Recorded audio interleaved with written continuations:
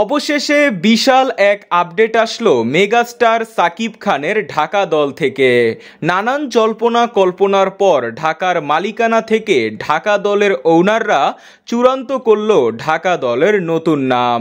ঢাকার আগের মালিক নিউটেক্স group official সরে যাওয়ার পর চিত্রনায়ক সাকিব খান, রিমা খাল্লিন ও ওয়ালটনের যৌথ মালিকানায় চ্যাম্পিয়ন স্পোর্টস নামে একটি জয়েন্ট ভেঞ্চার কোম্পানি করে তারা বিপিএলে ঢাকা দলের মালিকানা কিনেছে। বেশ কিছুদিন আগে থেকে ঢাকা দলের বেশ কয়েকটি নাম শোনা যাচ্ছিল।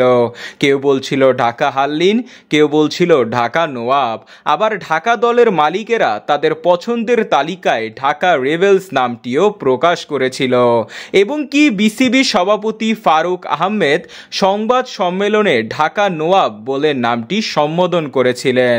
তবে এরপর রিমা খাল্লিন তাদের অফিসিয়াল ফেসবুক পেজ থেকে জানিয়ে দিয়েছিল যে ঢাকার নাম আরও একবার পরিবর্তন হচ্ছে। তাই গত দুদিন আগে রিমা খাল্লিন তাদের ফেসবুক পেজে Remark Dhaka Capitals, Remark Dhaka Warrior, Remark Dhaka Rebels এই তিনটি নামে একটি পুল দিয়ে দেয়। এখানে দর্শকেরা যে নামটিতে সবচেয়ে বেশি ভোট দিবে সেই নামটি হবে ঢাকার নতুন নাম।